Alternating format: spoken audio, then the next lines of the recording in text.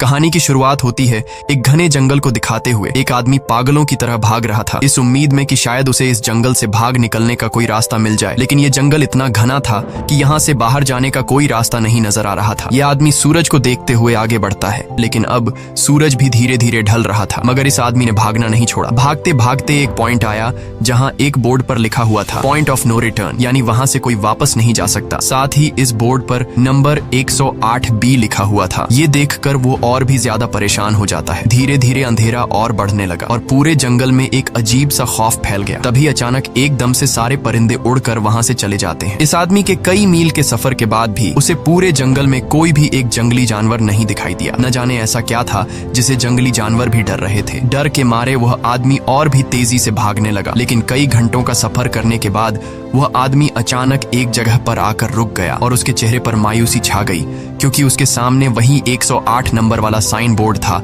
जिस पर लिखा हुआ था पॉइंट ऑफ नो रिटर्न। अब आदमी को समझ आया कि चाहे मैं जितना भी भागूं पर इस जंगल से निकल नहीं सकता, इसलिए अब वो वहां छुपने की जगह ढूंढने लगा। लेकिन वहां उसे छुपने के लिए कोई सेफ जगह नहीं मिली, इसीलिए अब वो पेड़ के ऊपर चढ़ जाता है। पर तभी उस पेड़ की टहनी टूट गई, जिससे वो आदमी काफी ऊंचाई से नीचे जमीन पर आ गिरा। पेड़ से गिरने के बाद वो बहुत ज्यादा जख्मी हो चुका था। उसे काफी गहरी चोटें आई। इससे पहले कि वो बेहोश हो जाता तभी अचानक जमीन हिलने लगी और अजीब सी गुर्राने की आवाजें आने लगी। वो आवाजें सुनकर आदमी के गले में सांसें अटक गईं। तभी अचानक कोई उसे खींच कर ले गया। खींचने वाला कौन था ये नहीं दिखाया गया, लेकिन हमें उस आदमी की दर्द भरी चीखें सुनाई दी गई। इस इंसिडेंट के 6 दिन बाद हमें शहर में मीना नाम की एक लड़की को दिखाया जाता है जो एक बर्ड शॉप में काम करती है। तभी उसका बॉस आता है और मीना को एक गोल्डन पैरट को शहर से दूर एक जू में डिलीवर करने का ऑर्डर देता है। मीना बॉस की बात को मानते हुए अब उस पैरट को डिलीवर करने जाती है। मीना गाड़ी में बैठकर अपने मोबाइल में उस जू का लोकेशन सेट कर लेती है और अपने सफर पर निकल पड़ती है। शहर से बाहर निकलने के बाद वो एक बोर्ड पर बहुत सारे लोगों के मिसिंग फोटोज देखती है, यानी वहाँ पर कई सारे लोग गायब हो चुके थे। लेकिन मीना उन पर ज्यादा ध्यान नहीं देती और आगे बढ़ने लगती है। आगे बढ़ते दौरान मीना शॉर्टकट लेते हुए जंगल के रास्ते से गुजरती है ताकि वो जल्दी से इस पैरट को जू तक डिलीवर कर दें, और वो पहुंच गई जंगल के बीचों बीच। ये वही जगह है जहाँ हम पहले एक आदमी को गायब होते देख चुके हैं। वहाँ आकर मीना बुरी तरह से फंस चुकी थी। वो अपने मोबाइल पर मैप देखती है, लेकिन वहाँ मोबाइल के सिग्नल नहीं आ रहे थे और उसके कार का रेडियो भी काम नहीं कर रहा था। मीना अब वहाँ से वापस निकलने लगी, लेकिन अब उसे वहाँ से बाहर निकलने का रास्ता समझ नहीं आ रहा था। थोड़ी देर बाद मीना की गाड़ी भी खराब हो गई। मीना गाड़ी से बाहर निकलती है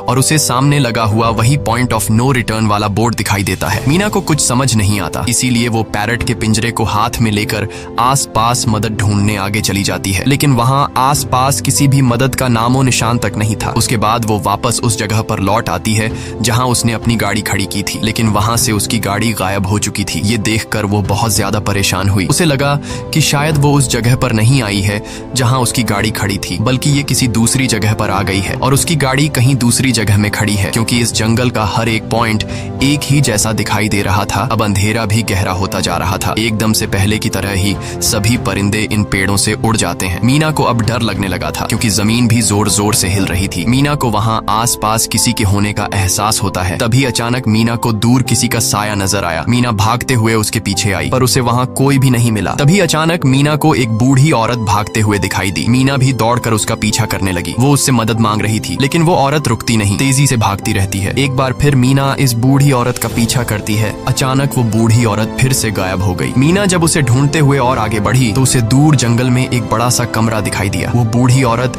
उस कमरे के दरवाजे को खोलकर मीना से कहती है, अगर जिंदा रहना चाहती हो तो जल्दी से अंदर आओ। ये सुनते ही मीना बिना सोचे समझे दौड़ते हुए उस कमरे की तरफ गई। मीना के अंदर आते ही उसने गेट को लॉक कर दिया। मीना देखती है कि ये कोई अजीब सा कमरा है जिसमें एक बहुत बड़ा सा मिरर लगा हुआ था। उस बूढ़ी औरत के साथ यहाँ 2 और लोग भी थे। मीना घबरा कर उन लोगों से पूछती है, ये कौन सी जगह है? इस पर उस बूढ़ी औरत ने जवाब दिया कि इस जगह को हम दी कोब कहते हैं। मेरा नाम है मैडलिन, ये लड़की है कियारा और इस लड़के का नाम है डेनियल। बूढ़ी औरत मीना से कहती है कि अभी बातचीत का वक्त नहीं है, तुम जल्दी से हमारे साथ मिरर के सामने खड़ी हो जाओ, क्योंकि कोई हमें देखने आने वाला है। मीना पूछती है, आखिर हमें कौन देखने आ रहा है? तो वो बूढ़ी औरत उससे कोई जवाब नहीं देती। एकदम बाहर से अजीब सी आवाजें आने लगी। मीना डर के मारे पूछती है कि ये आवाज किस चीज की है? तो कियारा मीना को बताती है कि इन्हें हम वॉचर्स कहते हैं। वे शीशे के दूसरे ओर से हमें देख रहे हैं, पर हम उन्हें नहीं देख सकते। वे हर रात सूरज ढलने के बाद यहाँ आते हैं और हमें देखते रहते हैं जब तक सुबह का सूरज नहीं निकल आता। तभी शीशे के दूसरी तरफ से शोर आने लगा। मीना पूछती है, ये शोर कैसा है? उस बूढ़ी औरत ने बताया कि वॉचर्स तुम्हारे आने से खुश हैं, तुम्हें यहाँ देखकर तालियां बजा रहे हैं। मीना बुरी तरह से कंफ्यूज थी, वो जल्द से जल्द यहाँ से निकलना चाहती थी। मैडलिन जिन्हें वॉचर्स कह रही थी, न तो अब तक मीना ने उन्हें देखा और न ही किसी और ने देखा था। रात गुजर जाती है, सुबह होने पर ये लोग उस जगह से बाहर निकल आते हैं। मैडलिन बताती है कि वे वॉचर्स सिर्फ रात में ही बाहर निकलते हैं, दिन के वक्त हम लोग जंगल में आजाद घूम सकते हैं। मीना रात भर यही सोच रही थी कि कब सुबह होगी और जल्दी से मैं इस जंगल से बाहर निकल जाऊं, इसीलिए वह फौरन जंगल से बाहर निकलने का रास्ता ढूंढने लग जाती है। तब मैडलिन बाकी सबको उसे रोकने से मना कर देती है, जैसे कि वह जानती हो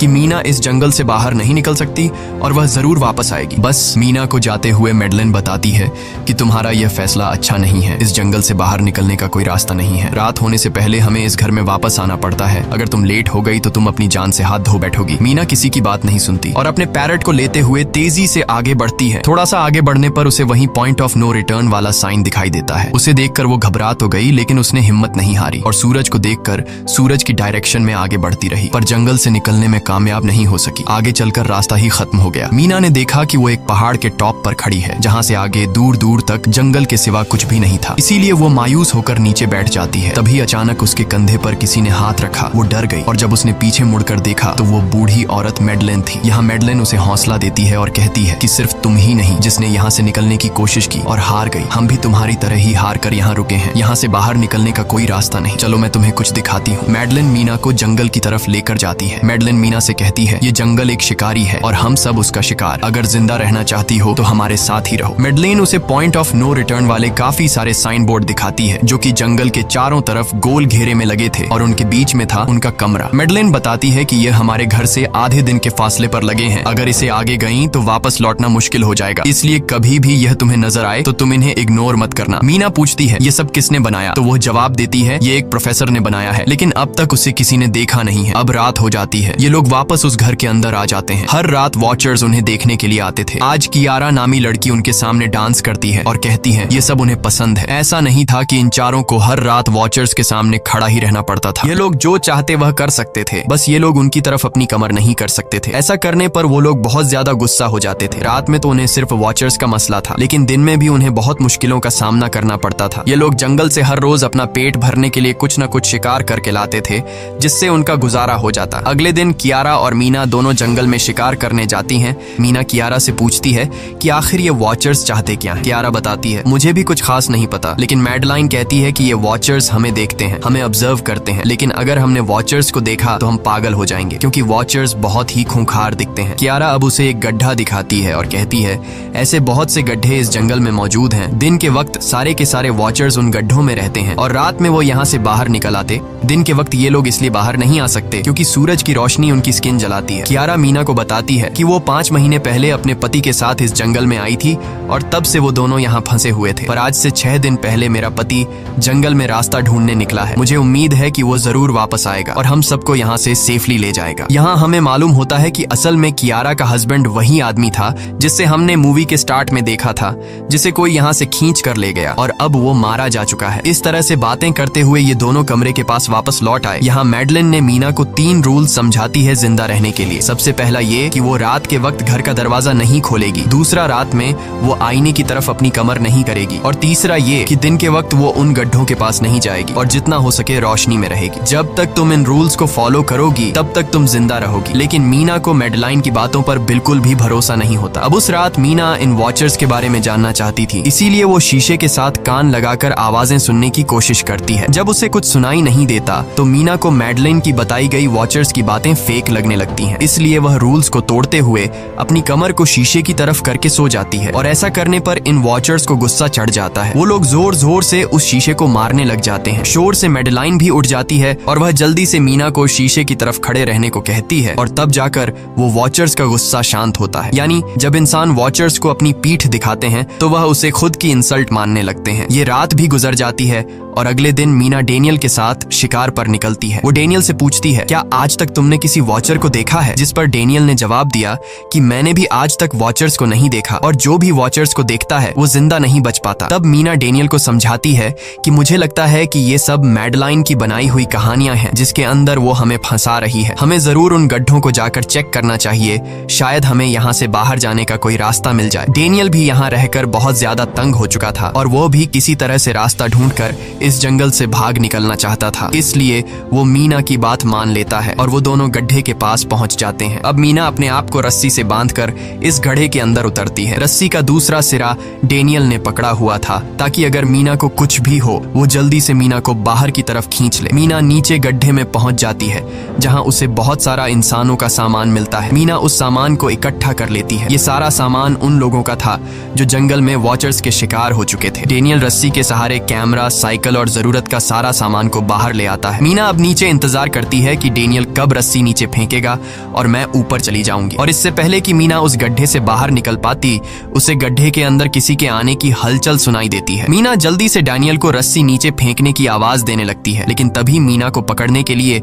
एक वॉचर का हाथ बढ़ने लगता है। पर मीना धूप में खड़ी थी, इसलिए जब उस वॉचर के हाथ पर सूरज की रोशनी पड़ी तो उसका हाथ जलने लगा। इतने में डेनियल ने नीचे मीना के पास रस्सी फेंकी और मीना फौरन जल्दी से बाहर निकल आई। मीना पूरी तरह से डर गई थी। ये लोग उस सारे सामान को लेकर अपनी सेफ हाउस में आ गए, जहां मैडलिन ने उससे पूछा, ये सामान तुम्हें कहां से मिला? ये लोग झूठ बोल देते हैं कि ये सामान उन्हें इस जंगल से मिला। मैडलिन को इस जंगल में रहते हुए बहुत अरसा गुजर चुका था। वो जानती थी कि ये सामान उसे जंगल से नहीं बल्कि एक गड्ढे से मिला होगा। वो मीना से पूछती है, बताओ तुमने गड्ढे के अंदर क्या देखा? लेकिन मीना उसे कुछ नहीं बताती। ये लोग बहुत खुश थे कि आज रात ये लोग वॉचर्स को देख पाएंगे, क्योंकि मीना को गड्ढे के अंदर एक कैमरा मिला था। डेनियल किसी तरह जुगाड़ करके उस कैमरा को टीवी के साथ अटैच कर लेता है ताकि ये लोग भी टीवी पर वॉचर्स को देख पाएं। मैडलिन बार बार उन्हें समझाती है कि ये तुम लोग गलत कर रहे हो, लेकिन ये दोनों उसकी एक बात भी नहीं सुनते। आज रात ये लोग वॉचर्स के इंतजार में बैठे थे ताकि उन्हें वो देख पाए, लेकिन काफी रात होने के बावजूद भी आज कोई वॉचर उन्हें देखने नहीं आया और अब कुछ देर बाद उनके साथ कुछ अजीब सा होने वाला था। ये लोग बातचीत में मसरूफ थे कि तभी उनका दरवाजा खटखटाया जाता है, यानी दरवाजे पर किसी ने दस्तक दी। उन्होंने जल्दी से टीवी की तरफ देखा तो वहां उन्हें इंसानी टांगे दिखाई दे रही थीं। बाहर जो कोई भी था वो कियारा के हस्बैंड की आवाज में बात कर रहा था और वो जल्दी से दरवाजा खोलने को कह रहा था। कियारा को लगा कि जरूर उसका हस्बैंड यहाँ से बाहर निकलने का रास्ता ढूंढ आया है। वो जल्दी से उठकर दरवाजा खोलने के लिए जाती है, लेकिन मैडलिन बीच में आकर दरवाजा खोलने नहीं देती। वो कहती है कि मैं जानती हूँ बाहर तुम्हारा हस्बैंड नहीं है, क्योंकि मैडलिन जानती थी कि रात के इस अंधेरे में कोई भी इंसान इस कमरे तक नहीं पहुंच सकता। लेकिन कियारा को मैडलिन की बातों पर यकीन नहीं होता और वो दरवाजा खोलने की कोशिश करती है, जिसके बाद मैडलिन कियारा से कहती है कि वो तुम्हें फंसा रहा है, तुम उसका इम्तिहान ले लो, तुम उसे कोई ऐसी बात पूछो जिसके बारे में सिर्फ तुम या तुम्हारा हस्बैंड जानता हो। कियारा बाहर खड़े हुए इंसान से एक किताब के बारे में सवाल करती है जिसके बारे में उसे पता होना चाहिए था, लेकिन जब बाहर खड़ा हुआ इंसान कोई जवाब नहीं देता तो ये समझ जाते हैं कि ये वॉचर ही है। ये लोग जब दरवाजा नहीं खोलते तो वॉचर उनके बाहर लगाए हुए कैमरा को तोड़ देता है और यहाँ हमें एक बात पता चलती है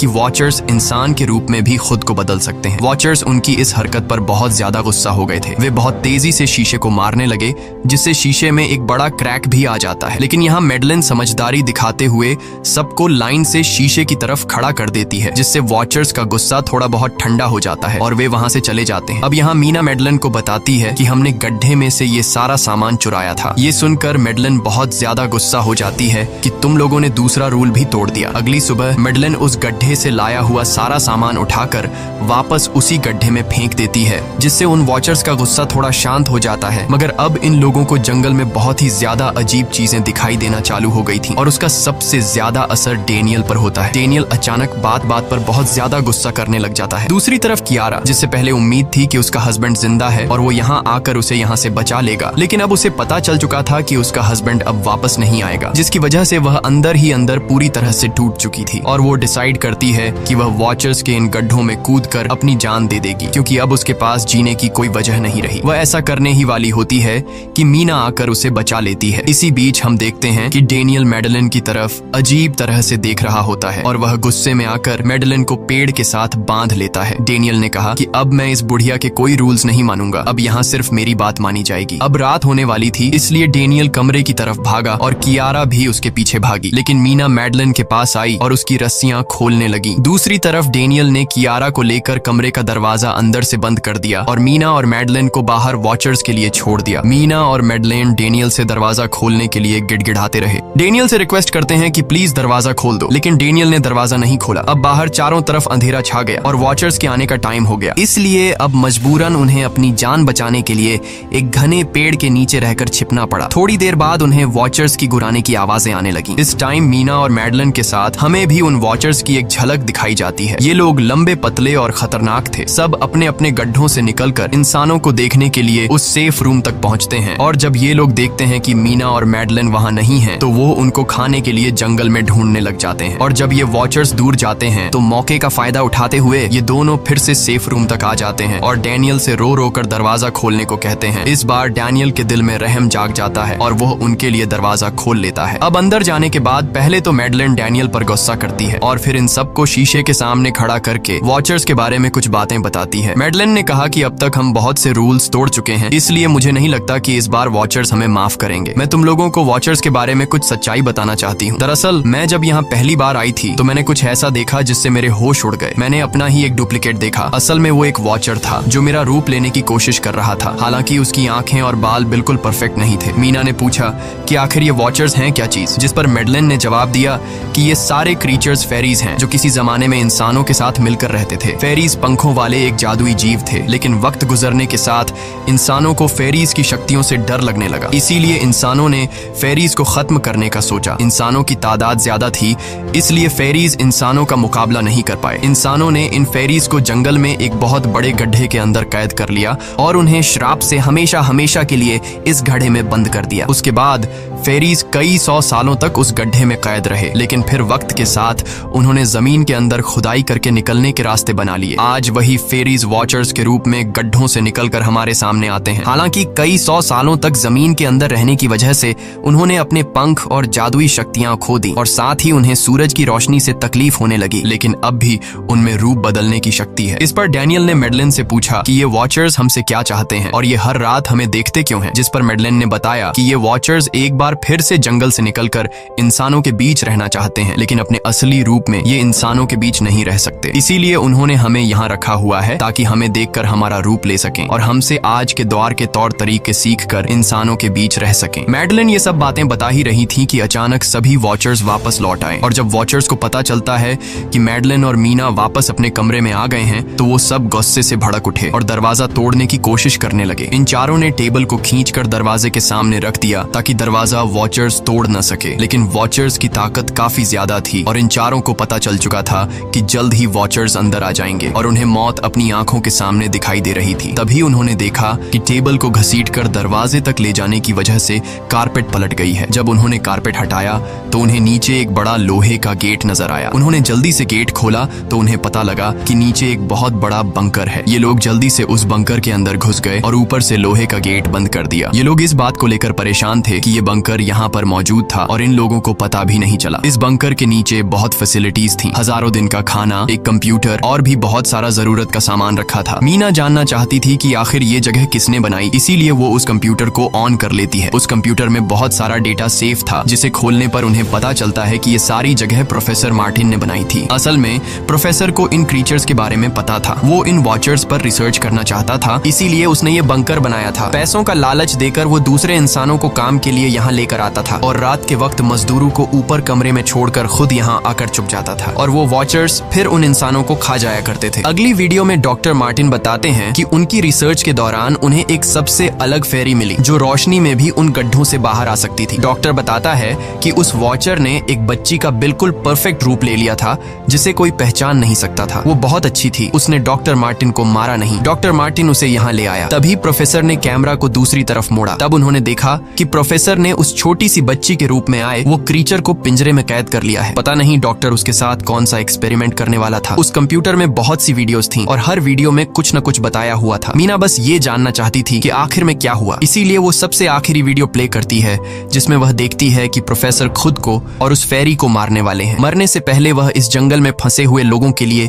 यहाँ से निकलने का रास्ता बता देता है और कहता है कि शाम में जिस डायरेक्शन में परिंदे भागते हैं उस डायरेक्शन में भागने से वे लोग इस जंगल से निकल सकते हैं। उसने इस रिकॉर्डिंग मैसेज में कहा था कि अगर कोई इस जंगल से निकलने में कामयाब हो गया तो यूनिवर्सिटी में जाकर मेरी सारी रिसर्च तबाह कर देना। मैंने यहाँ आकर बहुत बड़ी गलती कर दी। उसके बाद प्रोफेसर ऊपर चले गए और फिर 2 गोलियों की आवाज आई जिससे उन्हें समझ आया कि प्रोफेसर ने पहले उस फेरी को मारा और फिर खुद को गोली मार दी। आज रात ये चारों बहुत खुश थे क्योंकि उन्हें इस जंगल से जान छुड़ाने का रास्ता मिल गया था। अगली सुबह सभी लोग अब बंकर से बाहर निकलते हैं तो देखते हैं कि उनका सेफ हाउस उन वॉचर्स ने पूरी तरह तबाह कर दिया है और आज के दिन उन्हें लाजमी इस जंगल से निकलना होगा वरना ये लोग मारे जाएंगे। क्योंकि रात को अब उनके पास छिपने के लिए कमरा भी नहीं बचा था। ये लोग अब यहाँ जंगल से निकलने के रास्ते में बढ़ने लगते हैं। वो परिंदे जिनके बारे में प्रोफेसर बता रहे थे वे तो शाम को उड़ने वाले थे, लेकिन उन्हें शाम होने से पहले जंगल से बाहर निकलना था। इसलिए मीना अपने पास मौजूद पैरट को आजाद कर देती है। जिस डायरेक्शन में वह उड़ता है उसी डायरेक्शन में ये लोग चलने लग जाते हैं। चलते हुए रास्ते में ही उन्हें एक कब्र मिली। मैडेलिन उस कब्र को देखकर बताती है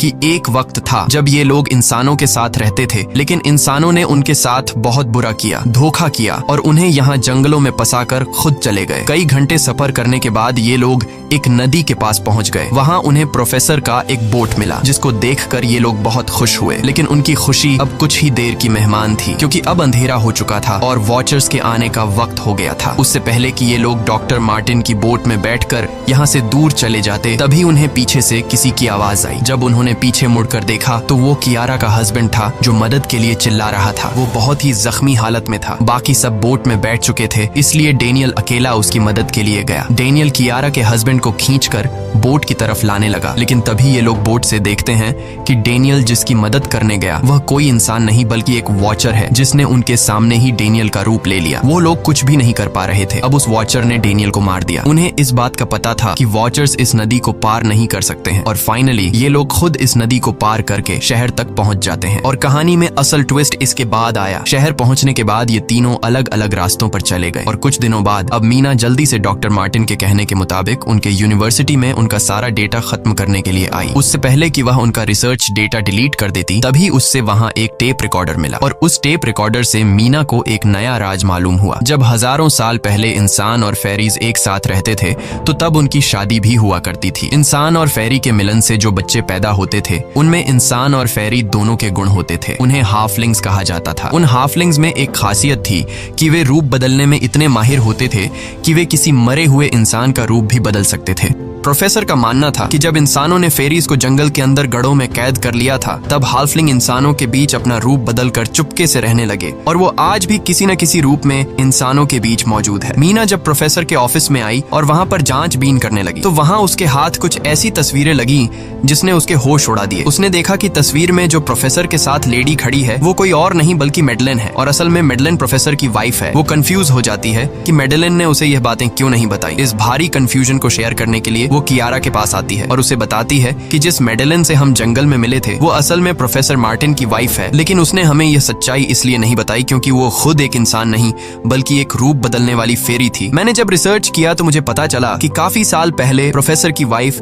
मैडेलिन कैंसर की वजह से मर गई थी। ये सुनकर कियारा कहती है कि फिर वो मैडेलिन कौन थी जो इतने समय से हमारे साथ थी। इस पर मीना कहती है, मुझे सब समझ आ रहा है। दरअसल प्रोफेसर अपनी वाइफ के मरने से बहुत दुखी थे और उसे हर हाल में वापस पाना चाहते थे और जब प्रोफेसर को इन रूप बदलने वाली फेरीज के बारे में पता चला तो प्रोफेसर ने उस रूप बदलने वाली फेरी को पिंजरे में कैद किया, जो एक बच्ची का परफेक्ट रूप लेकर उनके पास आई थी। प्रोफेसर ने अपनी वाइफ की फोटो दिखाते हुए उस फेरी को अपनी वाइफ मैडेलिन जैसा बना दिया, क्योंकि वो फेरी बाकी फेरीज से अलग थी। वो दिन में भी बाहर आ सकती थी। मीना ने कहा कि मैंने मैडेलिन को यहाँ बुला लिया है, हमें किसी तरह से करके उसे वापस जंगल भेजना होगा। तभी एक कार वहाँ आकर रुकी। जब उस कार से जो इंसान उतरा उसे देखकर मीना के गले में सांस अटक गई। वो कियारा थी, यानी कि अब तक जो मीना के साथ थी वो मैडेलिन थी। उसने कियारा का रूप ले रखा था। कियारा जैसे ही घर के अंदर आई तभी मैडेलिन ने कियारा के हस्बैंड के रूप में बदलकर उसे बेहोश कर दिया। मीना ने मैडेलिन से कहा, आखिर तुम चाहती क्या हो? जिस पर मैडेलिन गुस्से में आकर कहा, मैं फेरीज की सबसे अलग मखलूक हूँ। मेरे सभी साथी बचपन से मुझे चिढ़ाते थे। वो मुझे अपने साथ नहीं रहने देते क्योंकि मैं सबसे अलग थी। मैं उस जंगल में अकेली पड़ चुकी थी और मैं उस जंगल से निकलकर बाहर लोगों के साथ मिलकर रहना चाहती थी। फिर एक दिन प्रोफेसर उस जंगल में आया। उसने मुझे पिंजरे में कैद कर लिया। उसने मुझसे कहा कि अगर मैं उसकी वाइफ का रूप ले लूं तो वह मुझे जंगल से बाहर ले जाएगा। मैंने उसकी बात मान ली। प्रोफेसर ने मुझे मैडेलिन की सारी बातें सिखाई और बाद में उस धोखेबाज प्रोफेसर ने मुझे मारने की कोशिश की, लेकिन उससे पहले कि वो मुझे मार पाता मैंने उसे ही मार डाला। तुम इंसान कभी भी भरोसे के लायक नहीं थे और न ही रहोगे। अब तुम भी मेरी सच्चाई जान चुकी हो, इसलिए तुम्हें भी मरना होगा और तुम्हें मारने के बाद मैं तुम्हारे रूप में इंसानों के बीच रहूंगी। यह कहकर मैडेलिन ने मीना का रूप ले लिया और उसका गला दबाकर उसे मारने लगी। तब मीना ने मैडेलिन से कहा कि क्या प्रोफेसर ने तुमसे यह नहीं कहा कि तुम क्यों दिन में निकल सकती हो। असल में तुम हाइब्रिड हो, आधी इंसान और आधी फेरी, इसीलिए तुम इंसानों और फेरीज के बीच रह सकती हो। मुझे पता है कि दुनिया में अकेला रहना कैसा होता है, लेकिन तुम अकेली हाफलिंग नहीं हो। तुम्हारे जैसे और भी हाफलिंग्स हैं जो किसी न किसी रूप में इंसानों के बीच रह रहे हैं। इस सच्चाई का पता चलते ही मैडलिन का शरीर अचानक अपने असली रूप में आने लगा। देखते ही देखते उसके पंख निकल आए, जिसके बाद वो मीना को यहीं पर छोड़कर यहाँ से उड़ जाती है। इसके बाद कुछ हफ्तों के बाद का सीन दिखाया जाता है, जहाँ मीना अपनी सिस्टर के साथ रहने लगी है। उसने अपनी सिस्टर को बताया कि शायद वो फेरी अभी भी मेरा पीछा कर रही है। तब मीना की सिस्टर उसे कहती है कि तुम डरो मत, ऐसा कुछ नहीं है। और कहानी के एंड में हम एक छोटी बच्ची को देखते हैं जो कि उस वक्त मीना के घर के नीचे खड़ी थी। ये कोई और नहीं बल्कि मैडलिन थी, जो अब उनके दुनिया में उस रूप में रह रही है। और इसी के साथ ये कहानी खत्म हो जाती है। अगर आपको ये वीडियो अच्छी लगी हो तो हमारे चैनल को सब्सक्राइब और वीडियो को लाइक जरूर कीजिएगा।